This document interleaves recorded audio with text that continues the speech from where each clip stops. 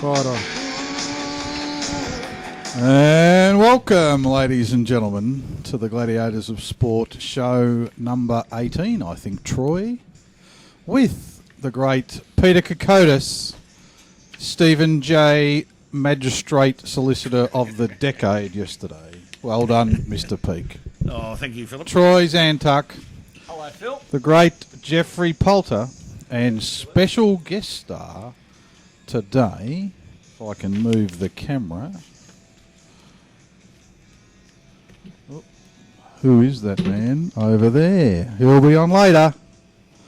So we'll go back over here. Brought to you by Yellow Door, the great Alan Mance Corporation, Green Car Car Parks, Ricardo's Tutoria. Anybody else, Troy, we've missed? JR Training. JR Training. JR Training. Yes, JR Training, the magnificent new training personnel there. They've been around for a little bit of time now, providing excellent resources for training members of the building industry who need to upgrade their training to Certificate 4 level, and all other aspects of building training, from carpenters, plumbers, you name it, builders. They'll get you absolutely ready for the building industry by training you up to the upper echelon level in the building industry. They are a magnificent bunch of people down there in Oakley. Our very good friends, Jim Ragogiannis and his friend Con there, down there. They do a great job. Jim Ragogiannis, thank you. And good on you, Jimmy, and good on you, Con. Con Utzis. Con Utzis, thank you. And they're doing also a wonderful job. And big avid fans of Selection Dissection. And the big Monday night sports jukebox as well, the two lads, Jim and Con. Thank you very much, Philip. Philip's finished his introductions there. Was just quickly there again. Peter Kokotis to my left, of course, Troy Zantuck and Geoffery Poulter to my right, and a very special guest who's going to join us in a moment. In fact, I think he's already got a microphone in his hand and he's about ready to join us, Mr. Tony Schibeci. Stephen J. Peake, how are you? I'm very good, Tony. I'm doing this as the voice of the G, the voice of Gladiators of Sport. So you won't see me. You'll just hear me. And now, Tony, you'll be at the MCG tonight, I take it. Looking forward to seeing Richmond wipe the floor with Collingwood this evening. Okay, well, we'll talk about that later on when we get into our games, because I'm a 90% chance of making it to that game, and there's some massive games on this weekend, of course, as we know. Now, gentlemen, we're right on the cusp of not just the final month of football, but of the Olympic Games, of course, which the opening ceremony, I think, is within the next 36 hours.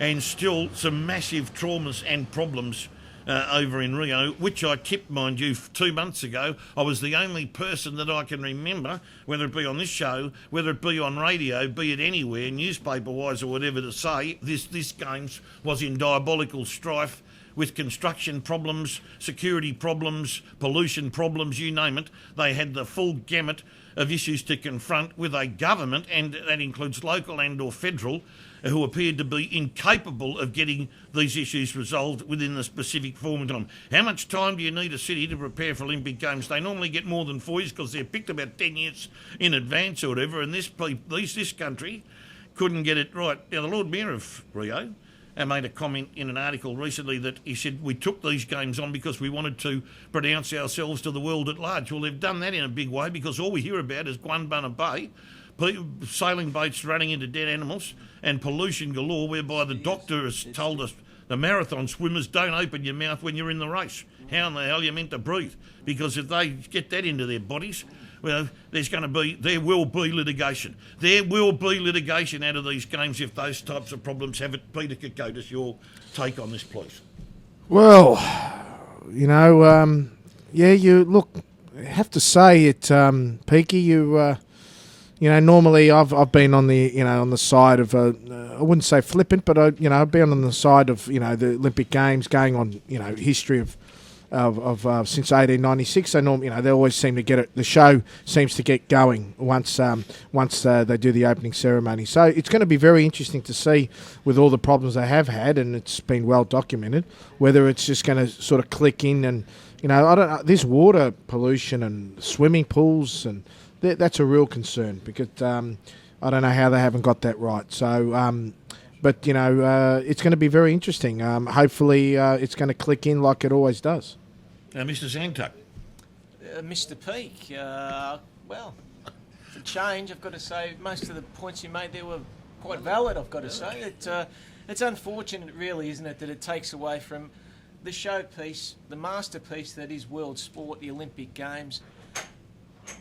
A lot of worries, a lot of concerns. I just hope everything falls into place. It's just, there's a lot of worry around the world as far as these Olympic Games. It's extraordinary how they got them in the first place, I believe. You've got an interesting theory on the Olympic Games, Stephen, that you've brought up in the past, that there should be just a certain number of cities Too hard to administer. that are responsible Good for idea, the but Olympic too hard to Games. Well, look, with the infrastructures and it makes perfect sense. Yeah, just quickly, I'll touch on that, and that is that I believe that you could get this down to the 10 major cities and have them that revolving, every 40 years it goes back to that city. And we're talking about here like Los Angeles, London, Tokyo, Athens, Melbourne and Sydney. Yeah. Throw in possibly Paris. Throw in London. London. I said London. Yeah, You said London? London. Sorry. I said London. Yeah, it's okay. Keep London's in there, in amongst the list. New York. The cities that can handle have got the facilities already, the infrastructure's already there, and all you've got to do virtually is top dress those infrastructures. So, to me, why not make it easier? And you can have some preliminary, or perhaps do a deal with the World Games people. Have the World Games at some of the third world countries. I don't want to use that term, but that's what we're talking about. Because, look, I don't know. Is Brazil regarded as a third world country? I'm not too sure whether it's gone above and beyond that at this point in time, or whether it's still regarded as third world. But It's a two-tier economy there. They've got huge wealth, and they've been the economy's been massive over the last 5 to 10 years. The rich get richer and the poor get the richer. But there's Midnight Earl. Thank you, Peter Garrett. I don't know about Brazil being a third world country, but their women are out of this world. Yeah, that's for sure. The voice of Tony Schibeci, the voice of reason, ladies and gentlemen. That's very true. I've walked the Ipanema beach, which you were discussing, You Stephen. didn't see one of the girls. She wasn't tall and tan, was she? Was The there girl from Ipanema. Yeah, exactly. There'd steer in there, was there? Yeah. Look, my point, You Stephen. haven't been introduced, Jeff. Yes, I have. Jeffrey's been introduced by Mance. Philip. Well, I'd like to introduce you now. The former Herald Sun editor of some 25 to 30 years standing football-wise at the Herald Sun. Go, Jeff. My point about, you know how they say, as soon as the first starting pistol was fired, everything will be fine, It's 7 years they've had. Now, in 330 BC, Alexander the Great built Alexandria in 2 years. Now, I know he didn't have any technology. He had pulleys and ropes and about 500,000 peons, but he didn't have any technology. He built I don't know how big Alexandria was in those days. 2 years. He built it in 2 years, and it's stone and marble and rock. Now, there's 5 or 6 million people live there now. I'm not sure how many people lived there in 330 BC, but it certainly didn't take him. So we need the descendants of Alexander the Great over to Rio. Well, we need someone to say that Bogart shouldn't, at 213 SEMs and 120k, shouldn't be allocated a single bed. And if Phil was here, our musician, he'd be able to play a little bit of single bed in the background. Boy, Samantha Fox. Should have 2 single beds, shouldn't you? Yeah. All I want is a single bed. Oh, a single bed. He's a huge man. He would have. Who is this bloke? Bogart. Yeah, But Bogart. he's not a Shaq he's O'Neal or not getting anything. at you, kid. Until they started getting them from, importing I'm them. lost. Oh, Bogut. Oh, Okay, Bogut. sorry, Yeah, I was in- Bogut. Oh, Bogut, this guy was thinking, B-O-G-U-T. say it again, play it again, I'm thinking Sam. about Casablanca. Yeah, and, me too. Exactly. Exactly. I don't think he was 213 centimetres, 120 k's. Humphrey. Okay, he's 6 foot 10, is he? Well, he's 6 foot 10, and they've given him the standard form 6x3 single bed. 7 haven't foot they? he is. And He'll have to put some chairs on the end of it for his feet, Yeah, won't well, he? he had And, to- and he had put to- some pillows on the chairs to make it yes, comfortable. and he had to sew, Oh, sew fair the You were worried shower about- curtain. He had to sew the shower curtain. You were worried about the waterworks. You were concerned on one of your shows during the week about the Yeah, waterworks. well, the waterworks- colour of the water. Yeah, the colour was brown. I won't tell you what was in it, but you don't have to put 2 and 2 together. You don't have to be Einstein to work out that the whole place is basically Let's it's an open be sewer. honest, people weren't, I mean, weren't sharing in chocolate milkshakes. No, were they weren't, Troy, and it was they had to leave the premises. The There water was crap, there was a that's what you fire said. that took The place. water was crap. Apparently it was. The water went snap, crackle, pop. Apparently. Yeah, well, it may have, but I'll tell you this: the workmen working there had no smoking signs up everywhere. What were they doing? Smoking, and someone threw a butt into some bin or something, and that started burning down part of the Australian premises they weren't allowed to move into. So what's your take, Stephen? Do you think it's going to? You think this is going to? The show's going to roll on, or do you think it's just going to be a disaster? Well, at the moment, as we speak, with the facts we know, it's probably one of the poorest starts to Olympic Games we've ever seen, if not the poorest in the modern era. So I don't know how they're going to be able to improve those standards. John Coates did say that once the federations get control of the actual events, when they take control of them, that'll be away from the local populace and their people, and he's hoping that will make up for a lot of this other, behind-the-scenes administrative trauma. But the athletes still have to go back to premises. They've got to go to the... I'm worried about the kitchen. The kitchens... there's a surprise. Yeah. Well, and I'll tell you why. I'll tell you why, because these athletes, are on prime diets. They're on the best food, the best diets that you can possibly get to perform at their level best, right? A bit like you. Well, prime diet. Well, as you know, Phil, I was in prime form this week. You know that, and my dietary program it's certainly working for Alan Mance Motors. You had to go home and have a sleep for 3 hours. I did have to. I did collapse at the end of all that. Did have to take a bit of a rest. Like a stuffed pig, were you?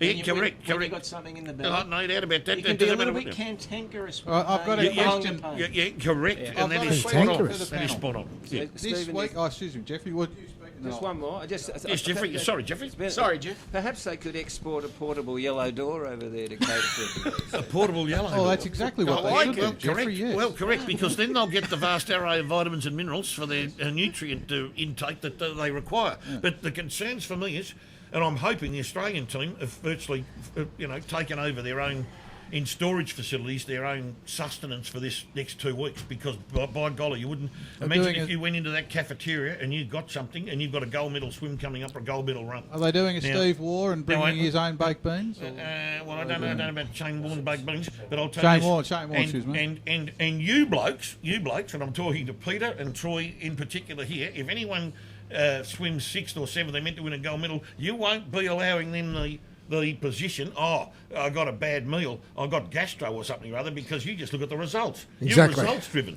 Results. If they don't come out results, even though they're as sick as a dog when they're trying to swim or run or whatever, you'll give them no leeway whatsoever. History doesn't remember excuses. Just remember. Yeah. They don't remember. Well, you refuse to accept. If that happens, you'll walk through that like a Panzer division through a French pastisserie, will you? Correct. Yes, Philip. Okay, this week they've added in, I think, 4 or 5 new sports into the Olympics. Yep. Which are? Do we know? One of them surfing. Yep, I agree with that. Softball, baseball. Yeah. I believe karate and judo. It's surfing, baseball / softball, rock climbing, skateboard and karate. Skateboarding. Skateboarding. Well, is it? Skateboarding. Great minds think alike. Please keep going. Sorry, did you say rock climbing? Is it? It's called sports climbing, but it involves boulder climbing and like you see in the movies climbing. Well, you go, Jeffrey. I'm just saying. Your quirky piece. I said, well, we're thinking ahead to 2024, and we could have sports such as quoits, snap, cribbage, knuckles, ludos, drafts, hide and seek, snakes and ladders, conkers, chasing, and sculling / drinking. Love it, folks. Yeah, well, look, great. That's humorous. That's humorous. But I'll tell you what the Olympic Games is all about: personal exertion by either the use of the individual by way of their own individual pursuits and mechanisations of their human frame, or by way of assistance with a piece of apparatus or with an animal. Now, that is where the whole, that's the Olympic Games. Awesome, steroids. That is the, there's a controversial remark if I ever heard one. Comments on karate? Karate, yes, that's part of the martial, and martial arts should be more acceptable to the... Rock climbing, yes, that's a physical pursuit involving personal exertion. Skateboarding, no, I wouldn't put skateboarding in because I think that's a modern-day contrivance. It's used as a modern-day contrivance, which to me doesn't suit the Greco-Roman ethos. Skateboarding. Neither does... Softball, baseball, I don't have a problem with that. It's personal exertion with the use of apparatus, and would appear to fulfil the requirements of the Olympic creed. When they introduced BMX, Jack Dyer said, BMX, he said, what next? Graffiti and hanging around the shops? Well, he's spot on. He's spot on. You know, BMX bikes, that's a modern day contrivance which is artificially produced, which is really not under the Greco-Roman ethos. Should be just go back to Athens where it started. Could compete if BMX was Correct. The introduced. Bandits. She was the BMX. The BMX bandit. Correct. Okay, well, that's... Stephen, would you have any more shouldn't than be there athletics? in my view. That's just my view, though. No one has to agree with me. What about rock climbing? I like Yep, rock climbing is, of course, it's got to be in there because it suits the requirements of Greco-Roman culture and what theory. about social climbing? That'd be interesting. Speaking of Nicole Kidman, Yes, Tony. just before I came here, Rock of Ages was on Foxtel Yes. Movies. I reckon that might be Tom Cruise's best ever role. Right. All right. I've Yeah, seen that on a plane. Rock of Ages. I've seen that on a plane How once. did you make that? I don't know, just Was Stacey Jacks, was that? Stacey Jackson was Tom Cruise. What was that all about? Because it's not pre-1965. Correct. Tom Cruise's best ever role in a movie. And he doesn't carry a gun. Rock of Ages. So he doesn't watch movies that don't have that that. rules that out. That's So, what I Yeah. thought. If you don't have a gun and it's been made Tell you what, the before. other thing out of the Olympics too, have we ever heard a chef de mission step out of the kitchen as much as Kitty Chiller has? Catherine Chiller. As a chef, she should just be cooking. Obviously, that's what chefs do, don't they? Good question. Where did she come from? Because that was the other question. I've never heard of it. she came out of in this, the what was it now? Modern Pentathlon, was it? Even back in the old days, I had the She's Australia. I like her Nothing- attitude. Oh, do you I really? like it very much. Well, I was on side with her. She did criticise Nick Kyrgios rightly in I like relation her to... attitude, as I said. Yep, in relation only to the one comment, and that was where Kyrgios had a cracker and said, what'd she ever do at the Olympics? And when she explained in the pentathlon, she had to do part of it with a broken knee. And absolutely busted her guts just to represent Australia and how she handled it. And she said, this bloke knows nothing about my history, nothing about what we had to go through back then when I was told, you'll have to pull out. And she said, no, I won't, I've got to keep going in absolute agony. And I thought, Nick, do your research before you bag an ex-Olympian. Please do your research before you do that. But I don't believe earlier on in the piece she handled negotiations well with either Kyrgios or Tomic when it came to trying to get them to represent Australia when you've got two volatile young men who are trying to make their way in the tennis world and you jump on them somewhat and just say, look, are you in or you're out and all this sort of business, ring them up. When you've got people coming out from a sport that hasn't been in there for a while and they're volatile or whatever, send through a phone call and say, let's have a cup of coffee and see where we're at. And then reach a decision and don't worry about the public knowing any of the in-betweens. The public don't have to know everything. Alex Watson had a cup of coffee, remember? Alex Schwarzer, the walker from Italy. He had 17. Oh, no, you're cups talking of about... coffee, didn't he? that was... He had that was- highly elevated caffeine levels. Yeah, he did. He got suspended. In fact, the lawyer who rubbed him out, representing the lawyer Simon, what's his name? I forgot his surname now. Who made that decision? The equivalent of 80 cups of coffee, Simon de caffeine. Montfort, was it Simon No, de not Montfort? no, Australian name. Who Simon rubbed him Templar? out? Don't worry about that. The main Simon thing here is Beasley? what we need to know is that the 80 Simple cups of Simon? Well, let's concentrate on the reason why I got rubbed out. That was the 80 cups of coffee, raised If he was elevations of drinking his caffeine. coffee here at Yellow Door, I can understand it because it is beautiful coffee. Beautiful It is coffee. fantastic. Yeah. No, spot on, Tony. No, that's true. Have it Good intravenously segue. at the- Very nice segue there. Oh, is that fault? You'd have it intravenously at the Yellow Door. It's such wonderful coffee. But that is, your caffeine's allowed up to a certain level, but if you're over the level, which takes us to our next topic, which is the now big dispute over testosterone in women at the Olympic Games. Wow. Now, as we saw, the IAAF made a ruling a while ago that if your testosterone reading was up around a particular level that There's a was fair equal chance to you're the probably a man. male.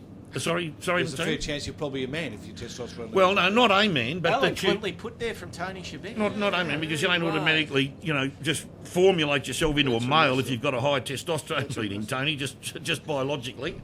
But what happens is the reading gives you the strength of a male. Now, we're seeing that now. There's about 4 runners who appealed against the original IAAF decision and went to the Court of Arbitration for Sport and said, we're not happy with this because this is a natural reading of testosterone. We've taken no equal extra substances of testosterone to get up to that level. This is what our bodies, how they're made. And have a guess what the court... To answer that, wouldn't the IAAF then say, well, have you been tested before? And for testosterone, they would have said yes, and they would have said, well, why weren't your readings at that level causing concern back then?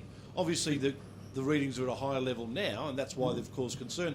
If they've been tested before, and every athlete has been tested numerous times correct. in their career, Yeah. one would think that would have had to have caused some sort of concern earlier. So Well, they did. that argument just has to get thrown out the window. No, but they did. They've had the same or similar. Their readings have been going up naturally. They haven't been taking testosterone. Going up naturally have always been high naturally. Going up naturally because you don't start at a high level when you're 13, 14, 15. They've been going up as they've got older and got stronger and fitter and healthier. Their readings have gone up. Now, the IAAF brought in a rule that if you reach this particular level, whatever it is, it might be what they call level 16 or 15 or something, will say that's at male level, therefore you're out, you can't compete against other women. They brought that in. Then the women who got rubbed out, including Caster Semenya, the girl from South Africa, who's but she was a hermaphrodite. She was a hermaphrodite. So no, she's running in the women's events at the Rio Olympics. So she's deemed to be a woman, mate. So what's happened there is Court of Arbitration for Sport got hold of this, and what do they do? Our big champions over in Switzerland, they said, we're going to give this a 2-year moratorium to have a look at some results before we make a full ruling. Oh, golly me. Here you've got the Federation saying, no, it's too high. And then the Court of Arbitration and Support coming along and saying, no, we're going to let them run. We're going to let them compete. They're normally rubbing people out. But someone shouldn't be rubbed out for a naturally occurring instance. Yeah, but Tony, in their body. if their levels are that's such, not their fault. no, it's not their fault, Tony. their But body is doing that. mate, You can't say someone can't run I'm not their in the sympathy business, Tony, and neither are the IAAF. But you can't. But it's just like saying in hockey, left-handers can't play hockey. You have to be a right-hander. Yeah, it's well, the that's stupidest rule in the world. Well, good luck to them. We'll then change to the left hand or follow the rules or get out and do another sport. These women, there's at least one of them, and that's Caster Semenya, should not be competing against women. Nick Bideau came out the other day and said, have a look at the 800 metres. She'll jog the first lap with the field and then beat them by 200 metres. That's what it's going to be like. Let's see what happens. Well, that's what I go by expert evidence. How many gold medals are we going to win? How many gold medals? Oh, look, I don't like to enter into the land of innuendo and clairvoyancy. How many? All over, Phil? Yeah, All over. Gold medals for Australia. 12 to 15. 11. The Sports Illustrated this morning said Australia would win 20 gold medals. That's extraordinary, isn't it? Gee. And they have, a big field of research people. Look, No idea. So well, I agree might with be Peter. based- I haven't. No, sorry. I think it's based on some of these fellas, opposition being unavailable or not qualified or ruled out. The fields are not. Some of the fields are not as strong as they might have been. Correct. Yeah, well, the Russians, a lot of Russians out But there. I'd be surprised they get 20. But that's what they said this morning. What did we get in Sydney? 16 or something like that. The- And eight in London. Yeah. I thought 8 in London. I think it probably Troy's probably on the ball about 14 or 15. I want to ask Peter a question actually about what he thinks of the decision by the IOC to ban those Russian athletes that have previously tested positive and have been in programs with the doping, and allowing the individual Russian athletes to run who haven't been tested positive in that time and are running individually under the what we call the all club colours, the white colours of the club, so to speak. I do you think, think mate, as a humanist, I think it's a good decision. These individuals, it's not like football. You can have a bad game and turn up the following week. I mean, these guys, these guys and girls train years for these events. The whole lives are, to rub them out because of a few other people, I think is extremely unfair. So, I think that's a great decision. I really felt sorry for the Americans in 1980 and the Russians in '84 that couldn't get to Olympics because of politics. And sometimes the window is only that particular Olympic game. So that's a great decision. And the Australians were threatened too. I mean, Tracy Wickham was sort of frightened to, she was 16 or 17. She had every world record. I mean, it was one of the most tragic stories of all time, Tracy Wickham. It's a great point you bring up, Peter, that 4-year window for an elite athlete. Destroyed. They only get one crack at that. Correct. It destroys people's lives. I've forgotten about Wickham. What did she do eventually with Moscow? Did she go or stay? No, she didn't go. She liked Raylene Boyle. She was sort of, they put pressure on a lot of them. What did Raylene Boyle? She didn't go either, did she? No, they put pressure on not to go. So Wickham won in '76. They paid them actually, didn't they? Fraser, the Prime Minister, put pressure on them not to go. Massive pressure. Only about 50 or 60% of the Australian team went, didn't they, Tony? She was amazing, Wickham, Tracy profile. Wickham. Well, the male distance runners, Steve Costello and Wardlaw, they just said, we're training for this for all our lives. We're going. Yeah. They just said we're going now. This morning, the figures, I think the Russians, there's You can't win anyway. Roughly 120 have been ruled ineligible. He didn't win anyway. Don't start. Did win 80 or 84? The Russian team No, we're he didn't talking win. about a third of them have been ruled ineligible. The other 220 have been allowed to compete. Allowed to compete. Yeah, how many about a third did you say? That I got about interrupted there to my 120 left here by Mr. ruled out. Kokotis. Yeah. Football on this week? There is. But just harking back on that, you're there to the Olympic Games. The spirit of the Olympic Games is to get as many countries here as possible and to compete in the spirit. Doing a magnificent job, I've got to say. Just the spirit of it is to compete on a fair basis and to do the best you can for your country in the field of battle, Peter. Not everyone can win, and there's only the percentage of winners, 2% out of the 100% there now. Give them some credit for that, for being there and to compete, and for standing up to Malcolm Fraser, the ones who did go, because politicians love to use, and they step out of there, politics, using sport just for a bare moment in their time to save their bacon or whatever, like they did with the Black Day in sport 3 years ago. Oh, here we can do this, get pressure off the government. You know what you do with that when you're a sports organisation? You stand up and you tell the Prime Minister, whoever it is, to go and feed the chooks. Yeah, you go and tell them what to do. Well, now you don't cop that. Well said. So now we've got that off our chest. Yes, we have. Could I just leave you with a proverb? Yeah. Talking comes by nature, silence by understanding. Wow. Is it? Was that Pascal who said that? Yeah. How's that meant to? Where's that meant to take us? Who's the author? Take us on Who's the author? Where does that take us in a sports show? Troivius Xantactius. Is that the author? Thank you very much, folks. I knew that would resonate with you, Tony, Philip, Peter Kokotis, Phil Hill. Thank you very much.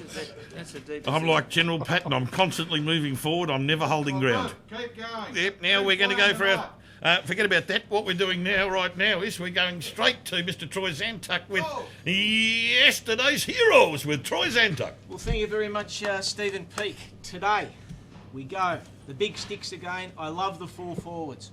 We're talking about the great Collingwood full forward, the man who wore number 6, the guy with the rock star looks, the guy who appeared on Hey Hey It's Saturday. You may know him as a great Channel 7 commentator with Sandy Roberts and Don Scott.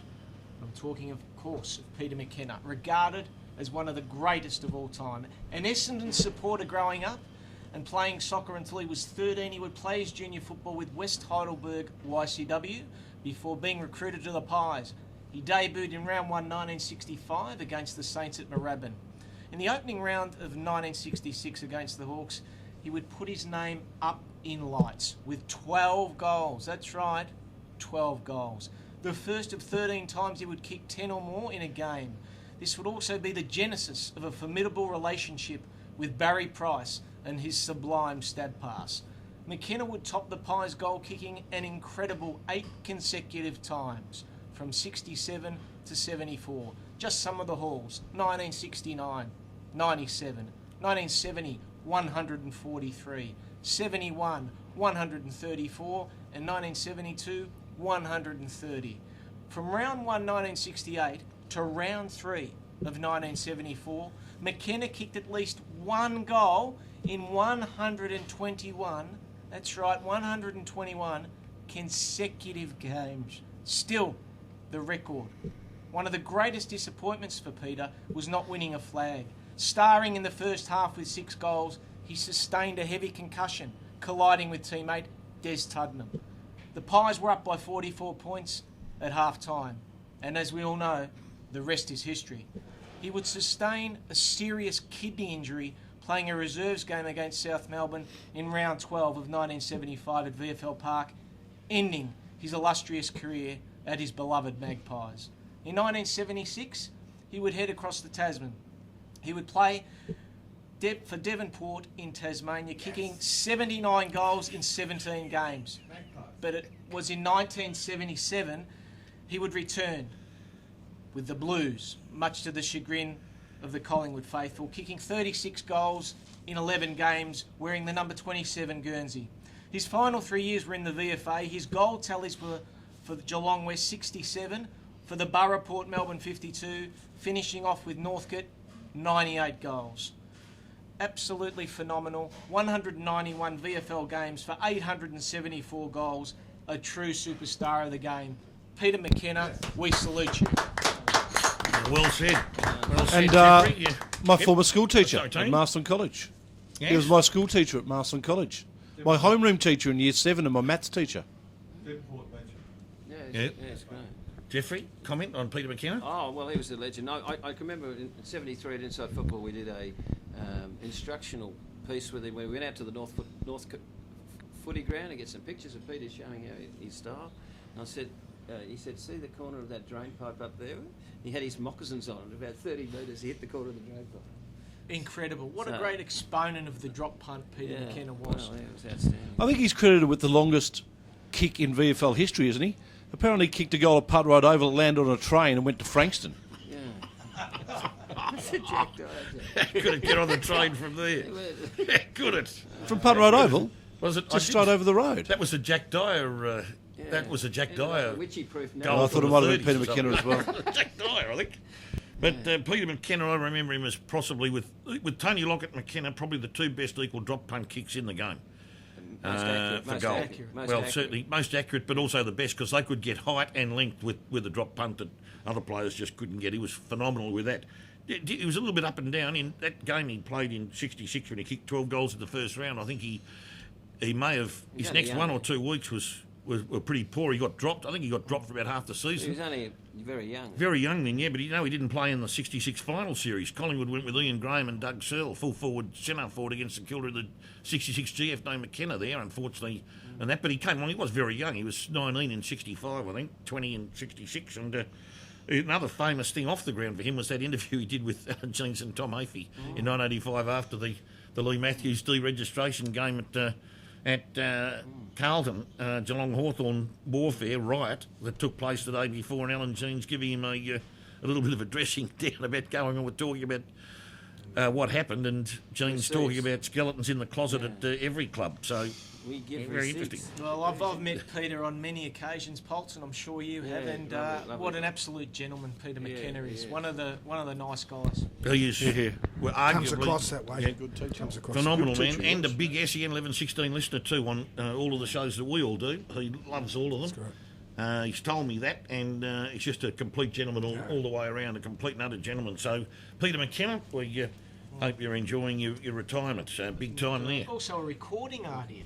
Yeah, and did Troy? Yeah, cut some records back in. In fact, back in the day when he was on Hey Hey, it's the morning version of Hey Hey, it's Saturday. Bob Bryce told him, he said, you've got to make a choice here. You're either going to be a footballer or a TV star. He got So- replaced by the ostrich, didn't I he? was replaced by. He said the only Aussie. guy on TV Ernie to get Carroll. replaced. So by was an he a Aussie. bit of? Did he have a bit of George Best about him in his prime? A little bit of a rock star, a bit of a pop Oh, star. he was Yeah, he was a pop He star didn't play type in the around like '60s. George Had Beatles Best. haircut and everything. George Best said, in 1978, I gave up women and drinking. He said it was the worst 20 minutes of my life. And the other one he said was very funny. I blew all my money on booze, women, and cars. He goes, and the rest I squandered. We got the quirky bit. Now, here we got another special segment we had today with Geoffrey Poulter's Quirky Quirks. I just thought, Stephen, the AFL theme rounds, and there was a letter in the Herald Sun on Tuesday from Wolf who said, can we have a keep trucks in the left lane on freeways round? So I've just written, perhaps we could have, if they run out of ideas, they could have things like, don't drop your paper out of car windows round, or don't light flies in long grass in the bush, don't throw your cigarette butts on the ground round, or beware of the 40k signs around school zones round. Don't eat yellow ice. Don't Snow. open your car doors when cyclists are going past. Swim between the flags because of the sharks. And at St Kilda, it's impossible to swim between the flags because there's only one of them. That deserves a round of applause, ladies. Oh, no applause here. Hello. Well, I don't know that. That sounds ridiculous if you've got a official lifesaving company. I don't know what they're doing. I haven't finished. We're nearly finished. And also treatment of manners towards women. You open the doors and Chivalry. Chivalry. Chivalry Stand route. up on the trams for them, and also you have to stand on the gutter side when you're walking up the street, so that you shield them from the mud, which is splashed from the road. Yeah. And if you really have to stretch these ideas, we could move into sort of more contentious and divisive issues like when will there be a train to the airport? Or when will we be able to buy a daily ticket on the tram? Reduce poker machines, reduce the duck shooting. Laurie Levy round. Stop riding bikes and scooters on footpaths. Greater security in the CBD after dark. Seat belts on all buses. Dogs muzzled. And no direct religion in state schools. So there you are, Steve. There's a few ideas for the third. I've got something I did recently. I did a little bit of I wouldn't call it quirky, but I'd call it facts and substance, but that the public haven't thought about. How many teams haven't played in a grand final in the 21st century? The number is 8, ladies and gentlemen. Adelaide, GWS, Gold Coast, Western Bulldogs, Richmond, North Carlton and Melbourne have not played in a grand final game in the 21st century. On top of that ladder, of course, as we all know, Hawthorn with 5. Then you've got Collingwood with 4 plus a replay. Brisbane and Sydney 4. West Coast Geelong with 3. They form the top echelon group. And then the team after that, to surprise a few people, St Kilda with 2 grand finals and a replay. They're in front of Port at Essendon with 2, Fremantle with 1, and then the other 8 with 0. So if you're looking at, if you call that how you're travelling in the 21st century ladder, it's quite reasonable in a way. You know, I know that you only go by premiership winners. I know that, and you probably think the idea of me raising that's probably a bit silly, do you? It's irrelevant. Seconds. Jimmy Barnes sung a song once. No second prize. No second prize. It's No, but irrelevant. this is, hang on a minute. Second means nothing to me. There's I didn't say second. I said Nothing. there's It's an irrelevant ladder. There's premiership winners in there. That's irrelevant. Hawthorn is on top. Yeah, but grand finals are irrelevant. It's, The grand finals are relevant. You've got to win They it. played in Yeah, we know you got to win. You have to win. So it's irrelevant. You're right, you know. What? So You've got to you win. get beat, you just become an irrelevant. Otherwise, you just The word meaningless pops into my mind. Well, come like Ron Clark. You just turn up and you don't win. You know, we don't want to be like that. the difference between You love all those people. What's the difference between Ross Lyon and all the others. Well, I'm just about to raise something here. People at Richmond are under a lot of pressure, right? The whole week, the pressure has been on, more than anything, Hardwick is copying unnecessary pressure as coach. He's the last candidate or last victim. It's only a flesh wound. A flesh wound, yeah, but Tony, you've been following them. It's Richmond at the moment, like whether you like it or not, are in semi-crisis or probably not total crisis. But Externally they are, not internally.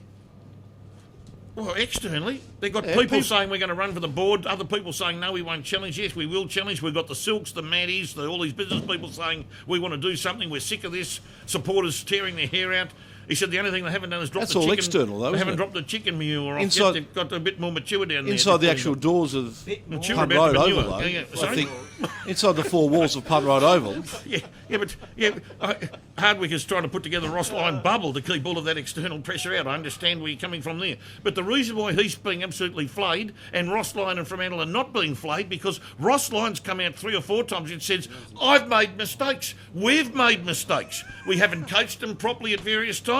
We haven't quite got our game plan over the line, and we've sent people off to hospital and we've got a lot of injuries. But we've made errors. We're happy to admit it. The only need Damien person- Hardwick has been telling us all year, I've got the greatest list I've ever seen. I've got a finals list. I've got a team that can make the premiership or make the grand final. We're flying. We're fantastic. Don't worry about it. It's all going to happen. That is why it's all about transparency. If you're transparent with your supporter base and your constituency, they will listen to you and they will have faith and hope. Peter, true. it's all about hope and faith and hope, sir.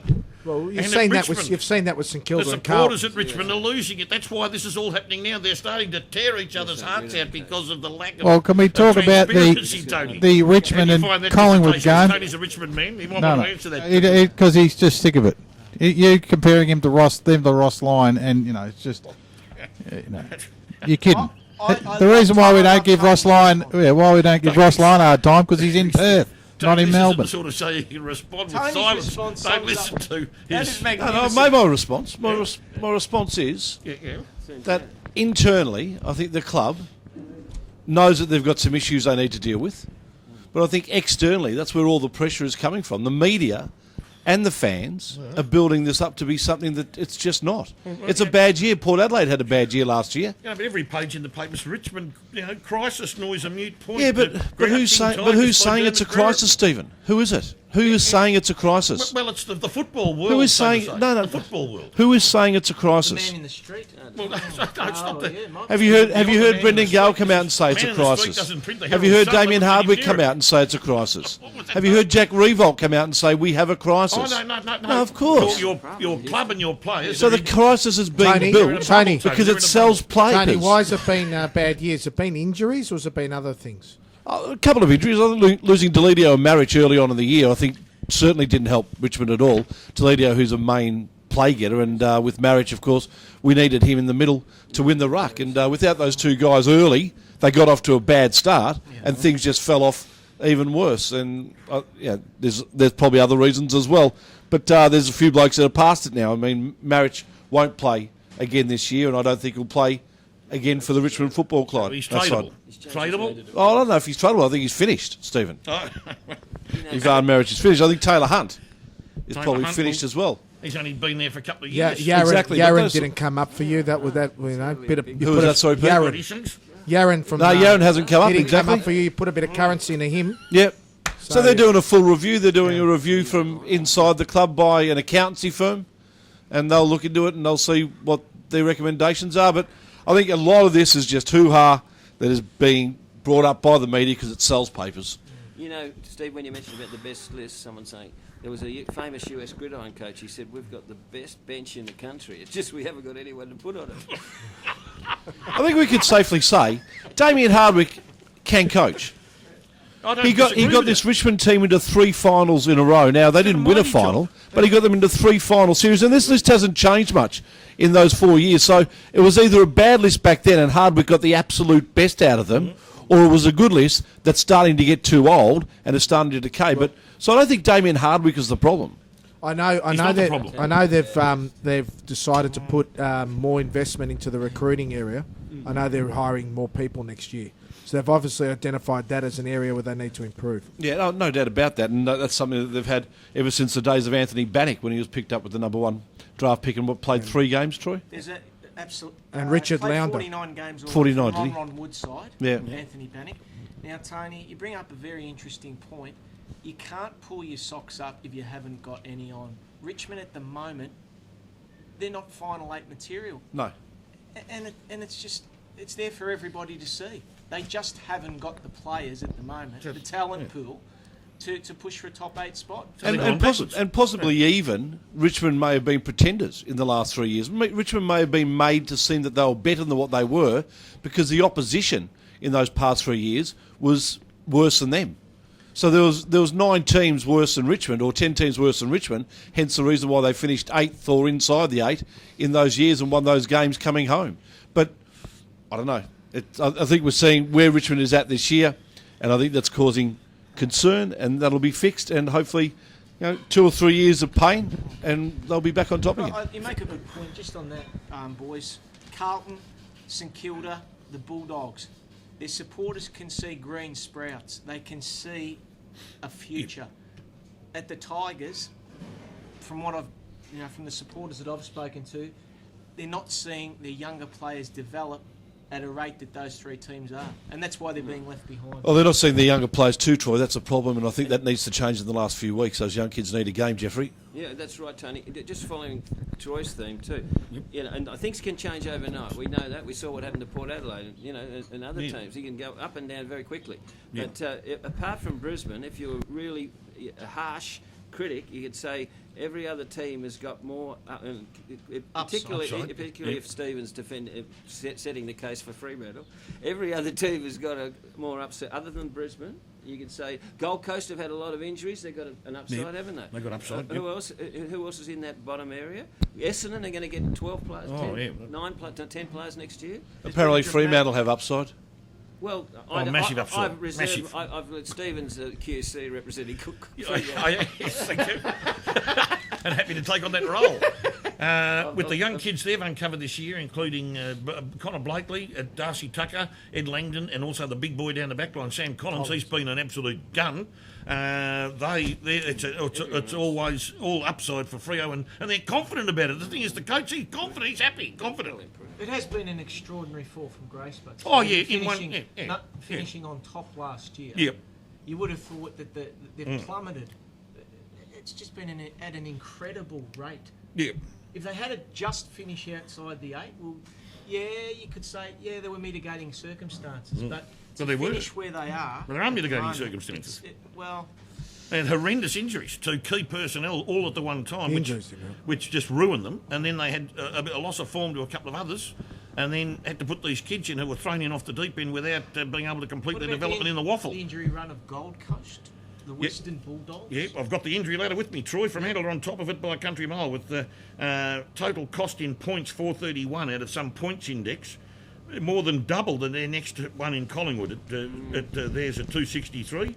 And then Hawthorn, Brisbane, GWS, Gold Coast, Richmond are 7th on the injury ladder. Western Bulldogs after that 8. So don't forget the Bulldogs have been whingering about the injuries. That's a great ladder, Stephen. It's easy to quote numbers.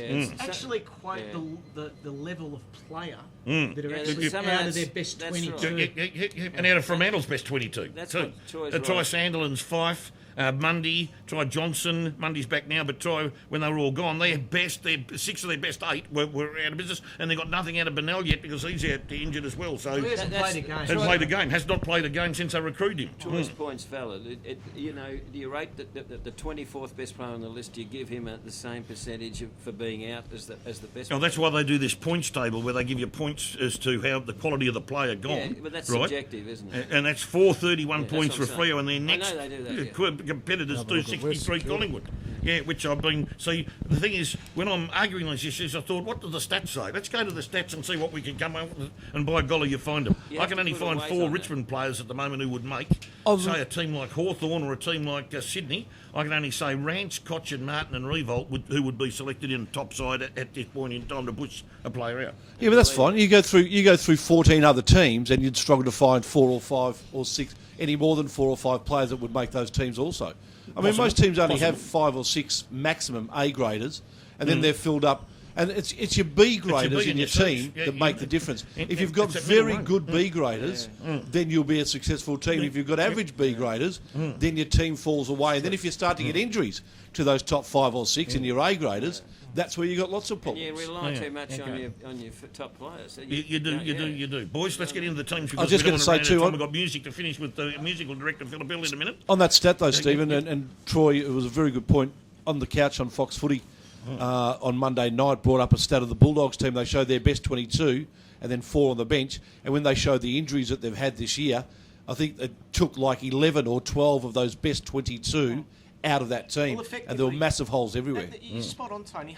Effectively half of the Bulldogs' absolute best 22 haven't played a large chunk of this season. And the other thing is, if it affects a direct line, if you get too many of the same type of player, that really hurts a team.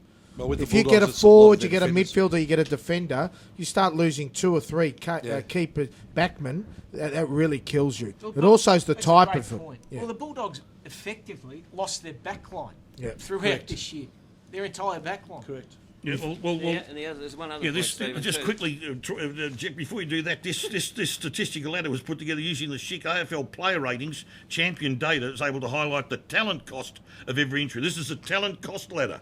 Fremantle are miles ahead with 431 total cost in championship data points. That's their best players.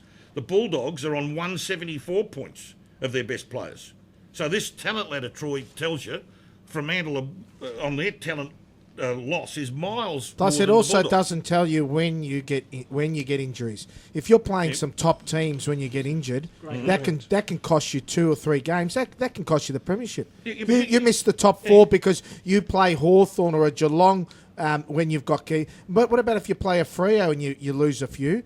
you know, you can get through that game. Well, sometimes that you as don't. well is a big. That's something that you. The other thing, Have a look at North. When they lost a few players injured, Geoffery, they lost to some teams below them when they got beat, when they lost their team. The North. The other thing about North is a couple of weeks ago, we played Collingwood, 6 out of the best 22, but there were 5 other players out, including Garner and Hanson and Turner and these fellas, who would have been in the side that night. They're not in your best 22, but they were all out injured. So they weren't able to be used as replacements. You see what I'm saying? So I call that 6/5. So you had sub-replaceables then coming in? We had 23, 24, 26, 27 and 28 out who would all play that night. You see my point? Still in napkins coming in.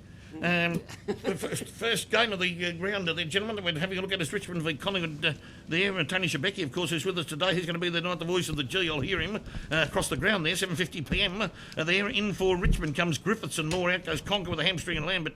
In for Collingwood, Blair and Cox. Out goes Darcy Moore, a massive loss now with a hamstring, and DeGooey or DeGoey, depending on how you like to call it. There, Peter. I think Collingwood will win that. Yeah, margin. 5 goals. Any comment about it? Just think they're a better team. They're travelling better. I think Collingwood will win. Okay, Troy. Yeah, Scott Pendlebury in career best form last week, 34 possessions, 13 tackles, a tackling machine. They were very impressive last week, the Pies. 3 goals last week from the Tigers. What can you say? You can say the Pies by 6 to 8 goals. Poulter? Yeah, I'm tempted to pick Richmond because I thought they might be shamed into producing their best, but Rich Collingwood are going okay, so I think they'll win narrowly. Tony? I think Richmond will win this. I think they'll win by about 3 goals. Gee whiz. Collingwood, 8 to 10 goals. There, I reckon that Cox is a good substitute there for Moore. I forgot to mention that. And he's the sort of guy who can call a bit of chaos down there in the forward line with his height and whatever else he can do there. And White, they're cumbersome, and Cloak's there too. They've got a big forward line. I love that on the MCG. See how we go. And if Richmond want to give Vickery away, I'd be rapt to take him at St Kilda as a backup for McCartan and Bruce without any worries in the world. Off you guys. Take him. Yeah, I'm happy to give him up? Yeah. Yep. We'll take Tim I read Membry. that about North. No, you don't get memory. We'll just We'll give you pick 70 for Vickery. There you go. Pick 7. Pick 70. No, we'll take 7. No, you won't get 7, mate. St Kilda that goes with the that'll go with the best kid that we can get. You won't get 7. Out of contract. You don't get gold medals for bronze. You can't have everything then, Steve. He's out of contract, Tony. So Exactly. Is he out of contract? So he's a free agent. Yeah, but how many years has he been there? How many years? Originally, I thought he wouldn't be suited to North, but I just worry about. I think at Etihad, he might be all right at Etihad. He might be and we played 11 or 12 games there. Well, how old is he? 26. Oh, he's too young for You know North. what I like Too about young him? He's had a North, poor Jeff. year. You know what's good about him? Too young for He only North. needs to We get the got ball 5 times to 9:30 kick 3 goals. That's what he doesn't. He may Dad's Army, you reckon? not get a lot of the ball, but what he gets it, he puts it through the big sticks, and those two blokes are worth their weight in gold. He's had Like a poor your mate season, really good Bruce. season. Sydney v Port Adelaide. No change at Sydney. In Dixon and Port Adelaide, Jupasu seems to go in and out of there like a yo-yo there. Westhoff's playing 200 games. Peter. Sydney will win this game. Crucial game for Port Adelaide. Westhoff's he's a interesting player. 200 games, well done to him. I've enjoyed the journey. He's a drifter too, though. He drifts. Yeah, but when he's good, geez, he just seems to be a bit of a barometer with that team. When he does well, he just the team flies. Tumba, he's in a bit of trouble. He in just terms went, of his just career. landed there. He's had a poor Yeah, the year. 3 clubs in 3 years, I think He hasn't done too well, has he? But Sydney for mine. 3 clubs in 3 years. Well, if he gets rubbed out there, he went to Melbourne last year, wasn't he? He was in Melbourne, yeah. Was it Melbourne? He was at Then he went Melbourne. to He's Port gone Adelaide, to Port and now Adelaide. you're saying you're going to get the boot and you're going to No, go I didn't somewhere say he got the boot. I said he's in a He's bit of gonna trouble. get the boot, or could He get the has- boot. I said, no, I asked the question whether he's in trouble. If he does get the boot, it'll be 3 clubs in 3 years. Anyway, Troy. I love the way you work that around. It was magnificently done. That's what I meant. Yeah, no, That's exactly what I meant. great. I thought I got my point across the first time. I had to repeat myself 5 times to sort it out. It's clear as mud. Sydney by 6 goals. And To put an end to Port Adelaide's remote chances of making the final. theoretically, he could be their 23rd best player, couldn't he? I mean, he got dropped. It could well be. He could So be. you got to get rid fringed of well. everyone. Going to get rid of their 23rd best player. fringe it up. Yeah, Bit yeah, tough. Sydney at the SCG. It's Tony, how do you see it, too- Well, Dave? Port Adelaide still have a sniff of the 8. And they're Yeah. only 3 games out, 4 games to go. You think that'll be enough? Port Adelaide, I reckon, might just take Schibeci. it to keep their homes alive. Gee whiz. Richmond and Port Adelaide Gee whiz, he's I'm putting falling his, down on the tipping, Troy, so I'm going to try something falling down. I hope there's another 25 rounds of the tipping because you ain't got any hope.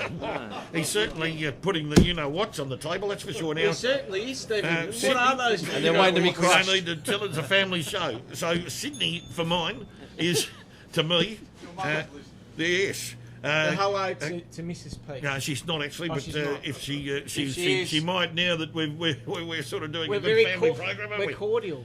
We're very cordial. Yes, we are, Troy. Yeah, we're very cordial. potties at the moment. We are very much so. Sydney for mine are just on a they're on a mission to play Hawthorn in the GF. Simple as that. And I'll put that on the table now because I'll put money on it. And you can still get, I think, about 10 or 11 to 1. Sydney Hawthorn Grand Final, 11 to 1. Is that They right? are dream odds, ladies and 11 gentlemen. to As a 1? Quinella, Sydney Hawthorn. And The remember- last time I looked, I put $50 on 11s for a payout of $5.50. And remember to gamble Unbelievable. responsibly. The what, sorry? Remember to gamble responsibly, but I will be topping up when I get the But chance. it will be topping up. I like it. Responsibly. I'll be topping up responsibly when I do get the chance, and you know, I'll tell my bank manager I'm heading down there. Melbourne. The caveat was the last time you looked. The last time I looked, yes. The last time. Have you looked again? Has someone got an which is internet round phone? 2. And that amongst our people present, someone can check that out for us So before the if end of the show. If that gets up, Stephen, Yeah. will there be a dinner for the crew here? Or? So I'm going to win $5.50. You want me to take a restaurant or I spend the $5.50 on everybody else's Well, I think food? $5.50 should cover it. Why go to the stress and pressure of putting the bet on when all I'm doing is buying everyone else's tucker? You know, Be a so- team player for once in your life. Not in my dictionary. That's not in my dictionary. Melbourne v Hawthorn. In comes Bug. Oh, your favourite. Your mate. And I made a comment about this last night, 11:60 at SEN. Out goes about my new theory about what Paul Roos is doing here. Out goes Dawes, Wagner, and Jones, and in for Hawthorn goes Rioli, and out goes Hardwick. Now the reason for Bug coming in is because Paul Roos's plan is to put him straight onto Luke Hodge as a stopper to try and stop Luke Hodge. Now we know Luke Hodge, Peter's still wearing that arm guard. So that might get a little bit of activity in this match Well, on he's the got a- MCG. Would you not send Bug to a guy called Sam Mitchell?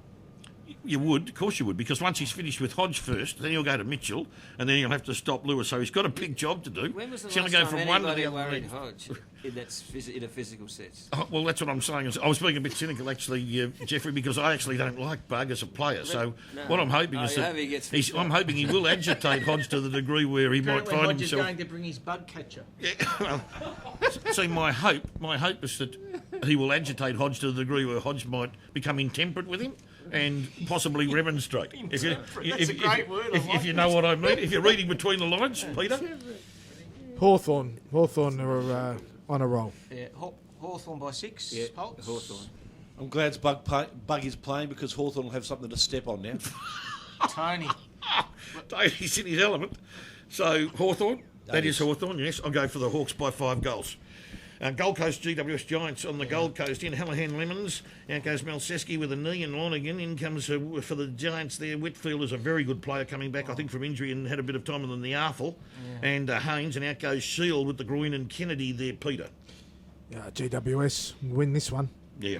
Yep, They're going places, that team. Oh, big time, are they? In fact, if you look at the front of Inside Football this week, they've got them made out of some sort of Goliath or, Thanks, be very afraid of the Giants dressed up like some sort of caveman or something. They're ready to emulsify everybody. Thanks to the AFL, new market team. SEN's Inside Football, ladies and gentlemen. Buy a copy at your newsagent today. So they're the new baby now. Sydney's been replaced, and now it's GWS. GWS by 10 Pulse. Yeah, the thing I like about GWS is that they can lose 2 or 3 players and just put a couple in, and it has no effect. They're like the Terminator, aren't they? They just replace them, no? Seems to happen when you got. Poulter, you're right. They won by 91 points last time they played GWS versus Gold Coast. This will be over 100. Over 100 points, Tony. Gee whiz. GWS comfortably, but only about 100. That was Gold Coast just going in the rubbish bin in the background just there. Oh, that's okay. Their season in disarray. Yeah, well, at least we're here. We're not in Rio. We don't have to worry too much. The Gold Coast do have Tom J. Lynch, who is arguably the best player in the competition if you're starting up a new club tomorrow. Rather than the 29-year-old Dangerfield, you know? Yeah. Yeah. Tom J. Lynch, he's a real good player, isn't he? Yeah, Fantastic. and long legs Pete down at the full forward too. He's a pretty good operator as well. But the Patton plays his, I think, 50th game, is it? And he's certainly got a milestone game coming. I think it's 50. What a mighty effort. He's had about 2 or 3 knee reconstructions, that big lad. And we hope he's going to be all right. Western Bulldogs play North Melbourne in what could be the match of the round, pretty close to it. At Etihad tomorrow night, 7:25. Another game I want to try and get to. In comes Boyd, Morris, Rovat and Webb. Out goes Liberatore with ankle, McRae with a string, Adcock and Stevens there for North. In comes Big Mad Jack Door, and I want to see him cause a bit of chaos football there. And out goes Waite with a hip. Peter. Geez, this is a tough one. Yeah, you're dwelling on it at the moment, yeah, I'm dwelling on it. I think I'd just like to see the doggies get up on this one. They've just gone through a lot of, there's been so much turmoil the last few weeks, and they really made a great account of themselves last week with all those injuries. Now Libba's gone down, and McRae. So, like to see the doggies get up. Troy? The Dogs in an absolute thriller, 1 to 2 goals. Jake Stringer hasn't been himself lately. This could be the game where he breaks out. Seeing that we're here at the Yellow Door and the door is the theme, Stephen, door has been waiting for the door to open, and the wait may be worthwhile. Yes, well said. Well said, Tony. Well said, Tony. Kangaroos for me. Yep. To me, North Melbourne at the moment, they're back in form. They're getting players back. They're big, strong and tough, and these older bodies now against the Bulldogs' younger players. It's another case of the Bulldogs will start well, they'll be in the game for a long, long time, and they stick well, but North Melbourne, to me, big, strong, tough. And with Dorr there as well, he can cause some havoc. If he gets that body right, it can start to go through a few players. That's what he needs to be coached to do, because he's got the strength to do it. They've got some nasty, tough players like Ferrito and Thompson's there. They're nasty as well as being tough and can cause havoc. And Brown and Petrie are back in form. North, and I think North by the end of it, about 5 goals. And I'm not demeaning the Western Bulldogs. They've done a mighty job under plenty of pressure, but North for mine. They're going to work them up the ladder. Congratulations too to Luke Beveridge on his new deal. What a great move that was. Oh, I had to get it. Well, he had to get it. Top East Bentley boy.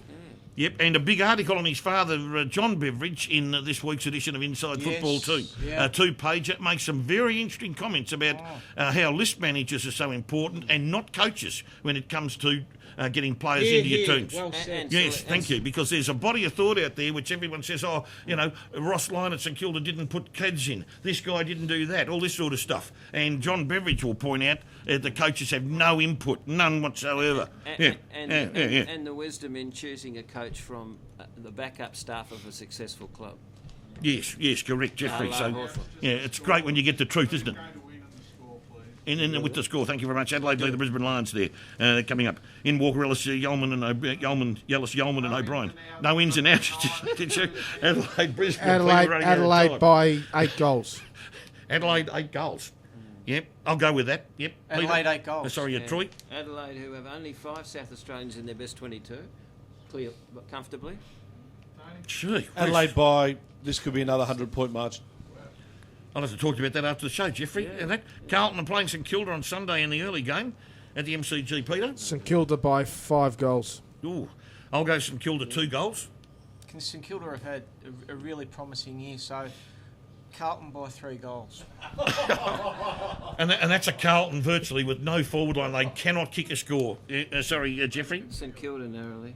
Thank you. Tony? I'm with you, Troy. Carlton for me. Thank you. Yeah, they're a good. They're an up-and-coming side, but they need a forward line. Geelong v Essendon, because I don't have one at the moment. In there, we're not allowed to do that. Peter, Geelong v Essendon at Etihad Sunday, 3:20. Geelong by plenty. By plenty? Yeah, well, you'd have to be. Troy? Yeah, Geelong by 12 goals. Yeah, by even more, I think. Yeah, I'd say probably more, 15. If Essendon fall over, this could get ugly, because Geelong are tough and ruthless. Fremantle v West Coast in a derby at Subiaco on Sunday, which is going to be controversial for a number of reasons. Both sides aren't travelling well. They've both got a lot of ins, and unfortunately for Fremantle, Zach Dawson suspended for an unfortunate clumsy tackle last week. Peter?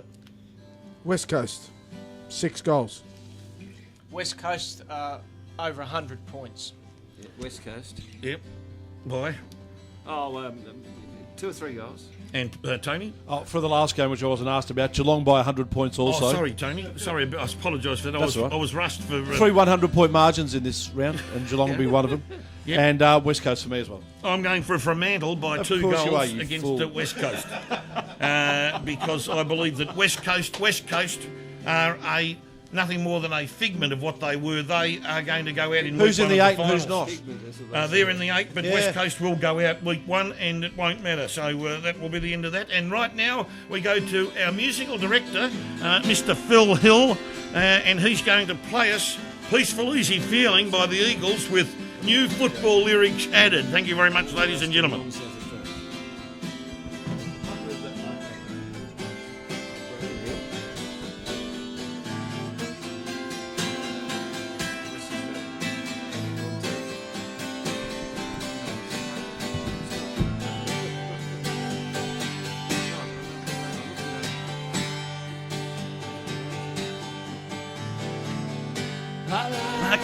Where's sparkling team plays against us? Against the team you're so proud. I want to play with you at the MCG Grand Final night With a billion stars all around. Got a peaceful, easy feeling. Know the Tassie Hawks swim us down. Already standing the MCG ground. Slightly better today, Troy. We'd like to thank Tony Schibeci, the great Geoffery Poulter, Mr. Troy Zantuck. I don't know if we should thank Mr. Peak. We'll thank Peter Kokotis. On behalf of Yellow Door, Alan Mance Motors, and he's slinging slightly better today. Thank you for listening and watching. Sorry about last week, I was away. And bye for now. We'll see you all next week. No, the Tassie Hawks will let us down. 'Cause they're already standing MCG ground.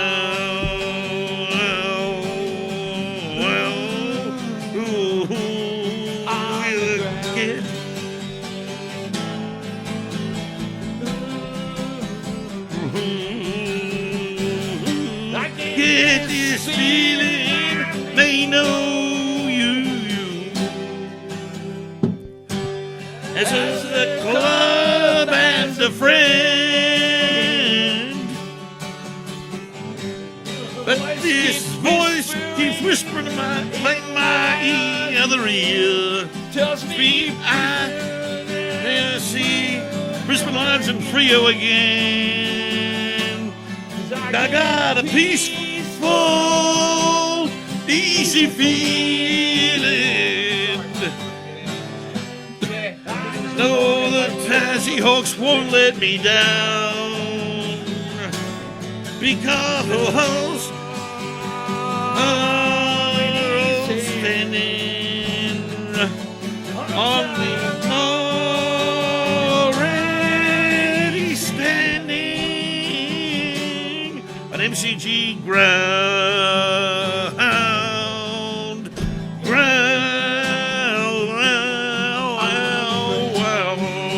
MCG ground.